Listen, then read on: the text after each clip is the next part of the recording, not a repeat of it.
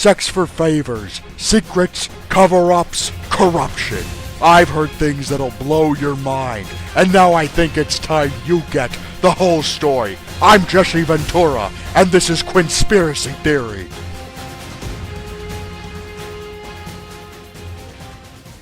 If these past 7 days have taught us anything, it's that the Streisand effect is a very real thing. The harder you try to suppress information, to censor it and prohibit conversation relating to it, the further it's going to spread. In fact, you would have been better served had you ignored it or allowed people to speak their mind in the first place. Yet, for the past few days, we've seen multitudes of examples of suppression and trying to prohibit people from talking about this. We've seen biased narratives put forward on websites with headlines such as "The Anti-Feminist Internet Targets Depression Quest game creator Zoe Quinn," or "The Sexist Crusade to Destroy game developer Zoe Quinn." We've seen websites which are wholly dedicated to discussing gaming, to discussing the industry and all the events and information that surrounds it, having threads where private correspondences are mocked by the administrator, where dissenters are banned, and where conversation is closed after the groupthink is allowed. On Reddit, one of the larger subreddits which exist, r/gaming, had a thread with over 25,000 comments in it, thousands upon thousands of which were deleted outright by a moderator who had claimed to the user base that Zoe Quinn wasn't relevant, that the information wasn't important, that there's no conspiracy going on, that they just want to maintain order and decorum. And yet, that very same person is seen on Twitter having conversations with Zoe Quinn while deletions are happening. In fact, they happen to know people in the game journalism industry. They're talking to people like Patrick Klepek about getting together and having a cup of coffee and how great it is to be a moderator on Reddit. And when people decided to try to reach out and get something done about this, they were told by other people in positions of authority to fuck off. We've also seen examples of people who work in the game journalism industry and who are related to game development come forward and relate how Zoe Quinn and corruption in game journalism is a taboo subject, that it isn't allowed to be talked about, and that if you bring it up, your career is in jeopardy. Some examples of this would include this particular Tumblr blog by a game journalist who says, "I brought up this whole thing with coworkers at the site I work at, and they just dismissed the issue. When I pressed the issue, the implication quickly turned from a dismissive handwave to a very threatening, talk about this anymore and you will be fired." Another similar example is found on the subreddit RPC Gaming, in which somebody posted a conversation they had had on Facebook, and the person responds to them stating, "Yep, also if you're ever interested in pursuing game development further, you really don't want to be a dick to Zoe, or any other game developer really. That's just not a good idea. If you decide to do that, do it on your own wall, seriously." And yet, despite these efforts to put forward a united front, to tell those that are interested in trying to look into this that there's nothing to see here, that it's a non-issue, there's no conspiracy, there's no corruption in game journalism or the development scene, the internet isn't buying any of it. In fact, it's created a bizarre, strange sort of alliance between websites which hate each other, whose user bases mock and deride each other on a daily basis, which have never agreed on anything except this one thing. When you see websites like Tumblr and Reddit, 4chan and GameFAQs, and even Funny Junk all saying with one voice, "We're not going to fuck off, we're not going to be mocked and told to go away, we are going to talk about this, there is something going on," despite their differences, despite the hatred those user bases have for one another, then that should tell you something about how bad game journalism and game development in the indie scene is. Now, ever since my first video went up 3 days ago, there's been a flood of new information in regards to Zoe Quinn, game journalists that she knows and has relationships with, different game developers, and the potential motivations behind those relationships. And one of the first things I wanted to touch on was a statement made by her ex-boyfriend Aaron about 2 days ago, in which he states, "Guys, you seriously don't want to go around making YouTube videos claiming the 2 names you uncensored are actually correct. First names are not sufficient to establish identity. At the very least, make it clear those 2 are speculation." Now, the 2 names he's referring to are Kyle Pulver and Brandon McCartan, 2 of the people that were listed as the 5 guys that Zoe Quinn had relationships with to help her career. Now, both Kyle and Brandon have both stated on Twitter that people are wrong, that they're not involved, that they have the wrong people, and that the information gathered is incorrect. And while Aaron's statement doesn't come out and outright say you have the wrong person, I'm going to lean on the side of what Kyle and Brandon are saying. I think that at this point, if it had been them, there wouldn't be any reason for Aaron not to just simply state, yes, it is them. And I do think the information that's out there that states that these are the 2 people, that the names have been uncovered and decensored and have been linked in various ways, are incorrect. And so what that means in relation to Zoe Quinn is there are still 5 guys, it's just that 3 of them are known, not 5. Now, outside of statements that Aaron's made in the last few days in regards to his relationship with Zoe Quinn and his thoughts on her relationships with different game journalists and people in the indie development scene, we finally got a response from Kotaku in regards to the allegations that Nathan Grayson, a writer at Kotaku, had a relationship with Zoe Quinn, a game developer. Now, Stephen Totilo first went to Twitter and then on to Kotaku itself to address this. Now, this is important for a few reasons, but I think the most important one is the fact that this is a third party who, through their conversation with Nathan Grayson himself, can establish that the ex-boyfriend's account of him and Zoe having a relationship is in fact true. Stephen states that Nathan did admit that both he and Zoe did have a relationship. So it takes an element of pure speculation out of the ex-boyfriend's account. If it was completely made up, if it was completely fabricated, Nathan Grayson would have no reason to go on record and state that this did happen. Now, Stephen in his release statement says on Kotaku, on March 31st, Nathan published his only Kotaku article he's written involving Zoe Quinn. He quoted blog posts written by Zoe and others. Shortly after that, in early April, Nathan and Zoe began a romantic relationship. I have no reason to believe any further action needs to be taken. Well, I'm so incredibly grateful, Stephen, that you think no other action needs to be taken. That these timetables seem to be so uninteresting to you. That the fact that Nathan Grayson hadn't told you beforehand that he's romantically involved with somebody he's written about, and that may cause a conflict of interest later on. That you had to confront him after this information came out. And that you think there's nothing else to really be looked at, and that Nathan really doesn't need to be, persecuted by you or others, or us as the gaming public. Now, this entire thing started off with a sex scandal. That's what began this all. Zoe Quinn and the Five Guys. Zoe Quinn has alleged relationships with different people in the industry, and these people may or may not have helped her career out. And you and others have remained quite silent about that. Well, excuse me if that comes off as incredibly disingenuous. Excuse me if that comes off as seeming like you're covering your ass and you don't want to have to really look into things.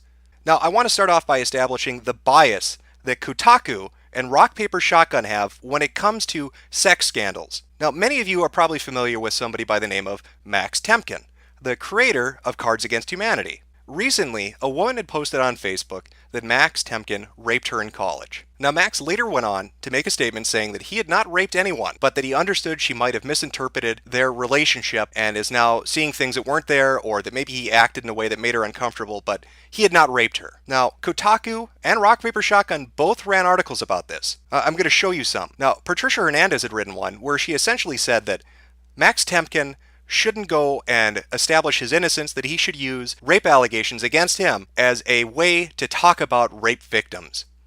That makes sense. Somebody accuses you of rape, but you shouldn't deny it because that might hurt rape victims. Instead, you should stay silent on that and talk about how bad rape is. How insane is that? Even stranger still is John Walker's position on this. Now, in the original article that was released on July 15th on Rock Paper Shotgun, written by Robert Florence, these lines struck me as being interesting. Max Temkin, co-creator of the game, has been accused of rape. Temkin has addressed the accusation and asserted his innocence. The article then goes on to say, so it's weird not to talk about it, right? Why is no one talking about it? Follow on. Now, it's suspicious that they had no problem talking about this. And then John Walker, when the Zoe Quinn allegations start popping up, posts this. For the avoidance of doubt, anyone who posts on RPS anything about the private lives of anyone will be instantly banned. I am so horrified by the treatment of Zoe Quinn and the despicable hypocrisy of these foul bigots who pretend to care about ethics. Well, fuck you, John Walker. You want to talk about ethics? Let's talk about ethics. Zoe Quinn and Aaron had a relationship. Zoe Quinn, like Max Temkin, is a game developer. Max Temkin was accused of rape and denied the allegations. Both your website, Rock Paper Shotgun, and Kotaku decided to run articles about Max Temkin, but you both have remained silent about Zoe Quinn. I find that interesting because in the records that are provided by the ex-boyfriend, Zoe Quinn admits to raping him. This is a screenshot from the blog post, the Zoe post. Look at article number 4. I'm going to read this to you. I've highlighted the really important bit, but I'm going to read the entirety. Views on the ethics of infidelity, which she maintained is inherently wrong even if the person who was cheated on never finds out, because aside from willfully endangering their partner by the way of increased STD risk, if the unfaithful party then has sex with their partner, they are doing so under false pretenses, and therefore without their partner's consent. That is, sex with a partner who doesn't know you've cheated on them is sex without consent. Now follow that up with this. This is a conversation between Aaron and Zoe. Aaron, you lied so much, Zoe, and you made me feel so terrible about even entertaining the idea. You demanded that I don't trust logic and demanded that I blindly trust you, and you worried about me cheating on you, like I was the one at fault somehow. Zoe. No, I was worried because I didn't want to fucking lose you again. It wasn't about fault and it wasn't about you. I wanted to start over and I guess I never thought I'd ever cheat on anyone. And then you made me feel like legitimately anyone could. Like if I could, anyone could. Aaron. And your spiel about consent? Zoe. I still agree with that. And I fucked up. I hate myself for it. Aaron. And so you had sex with me without my consent. Zoe. I'm going to barf. So John Walker and Stephen Totillo will greenlight articles talking about Max Temkin denying rape allegations that are made against him because they think it's so interesting and so important when a developer of a video game is accused of rape. Yet when they are presented with evidence that Zoe Quinn willfully admits that she had sex without consent, that she raped someone, they don't think that's worth talking about. They don't think it's an ethical double standard? You don't think there's a journalistic question of fucking integrity? I want to remind you that Stephen Totillo has a fucking master's in journalism. Stephen, of anybody involved in this, what in the fuck? This goes to prove that there is an agenda-driven purpose behind editorial pieces that are put up on these websites. They have no problem doing this to a man, but they will not do it to a woman. A man is accused of rape and the man denies the allegation, they run the story. A woman admits to rape and they refuse to run the story. And you're telling me there aren't ethical questions involved. Now this isn't the first time, Stephen, is it, that this has happened on Kotaku? I want to play a clip for you. A clip that is available on Ben Kuchera's SoundCloud account. This is a clip from David Jaffe, the creator of God of War and Twisted Metal. Take a listen to this. I feel terrible about saying it, but nowhere in that sentence do I say the only way you're going to get sex is underhanded trickery. That is your reporter bringing her own fucking agenda to the table, and you fucking know it. This is her analysis, and she's going a little further than what you said. Perhaps. And you know what? That's okay if you're writing about sort of benign shit, but when you're basically accusing someone of something really fucking awful... The last is that a girl or woman couldn't actually win a co-op match on her own. Again, not literally what you said. This is how she's interpreting what you said. And there are... She's not the only person to have come up with these things, David. And she's putting this in context. Crude vulgarity that puts men in positions of manipulating women for sexual gain is misogyny. Dude, okay. First of all, it's not misogyny. Misogyny is distrust or hatred of women. That is misogyny. That's what I'm saying. You don't get to just fucking make up your definition and say, where? Show me that. So manipulating women for sexual gain, you don't think might possibly be related to hatred of women? You don't think that... Or what the fuck are you people? Are you a fucking therapist? Yes, any action that you do, you could travel it down a certain psychosis or psychological path to get to some conclusion. Absolutely. But to say that as a statement of fact and to bold it and to say this is misogyny, you out of your fucking mind, dude. That's Bush League and you fucking know it. And it's her second fucking week or her second day and you don't want to fucking call her out because you feel like it's a fucking bad hire. That's the truth. She's not a bad hire. She's an excellent hire. Well, and not every story is going to make people happy. And some stories... Dude, you know what? Give me a break. If you said Twisted Metal is shit, it's not relevant, it doesn't play well, that won't make me happy, but it's your opinion. You have a right. To not only call someone something awful like a misogynist or to imply that they're a misogynist very clearly, but to get the definition of misogyny wrong, and then on top of it to basically get your facts wrong. Where in there did I say the only way to get sex from a woman is to be underhanded and manipulate her? Where did I say that? Never. She's talking about the tone of the interview and what you're saying in the act of promoting a game. Where do you want this to go, David? I don't want to go anywhere. I want to go. I'm respecting you because you keep reading shit. Well, I'm happy to be done. Trust me, I'll be done with you. I'll be done with your site. I mean, it's bullshit, dude. It's bullshit. It's Bush League. It's bullshit, and you should be ashamed of yourself. You're a fucking real journalist. I've always respected journalists. That's bullshit. You know, fuck Gawker, man. Fuck you guys. We're done. We're done. Don't fucking write about what the fuck you want, but we're done. Okay, David. Now, the article that David Jaffe is referring to was one that appeared on Kotaku on February 7, 2012, and was written by Kate Cox. I want to read some of this to you.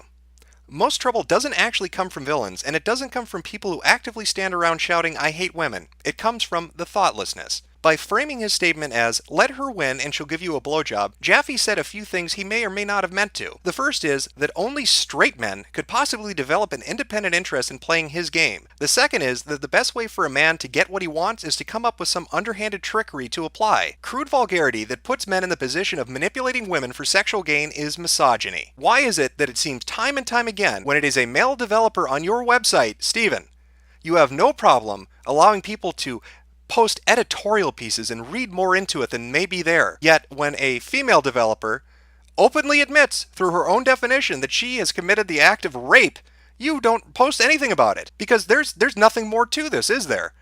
Nathan Grayson's a great guy, and Zoe Quinn's a great gal, and Kotaku doesn't need to talk about this. John Walker, you're going to sit and lecture me on fucking ethics after you ran the Temkin piece, but for some reason you're not going to talk about Zoe Quinn? So protect their identity when they're a woman and throw them under a fucking bus when they're a man. Are you people for real? Steven, did you get your master's in journalism from the fucking University of the Twilight Zone? Because this is crazy town you're living in. So I just want to go over the standards. What are your standards exactly, Steven? Or John Walker, or any of the people at any of these video gaming websites? What the fuck do you adhere to? What are your ethics? Apparently to you people, having sex with writers is okay. That doesn't create a conflict of interest. As if somebody at fucking CNN or the Washington Post could cover politics, let's say, and have sex with a candidate.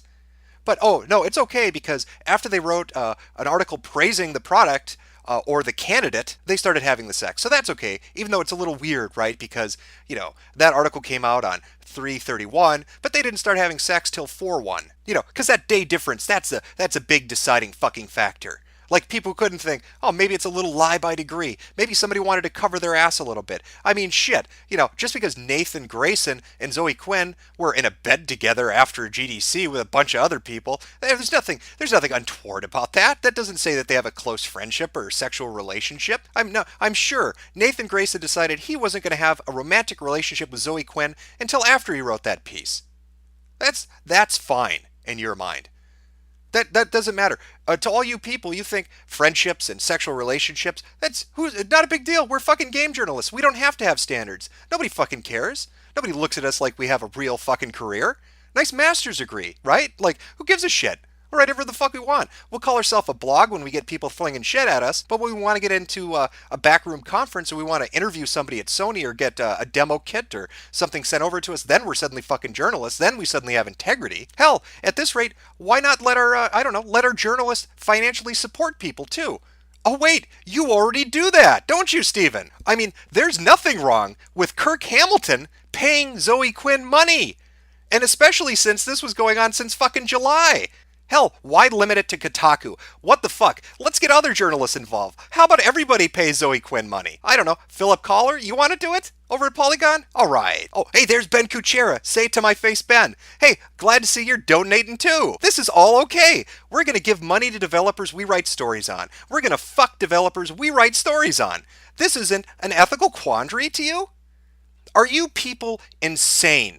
Do you live on planet fucking nuts? Like, what is going through your head to justify this shit? And the cartwheels that you all do to jump, like, I don't understand it. I don't believe that somebody can be this intellectually fucking dishonest. It is apparent in your articles that there is an agenda-driven bias.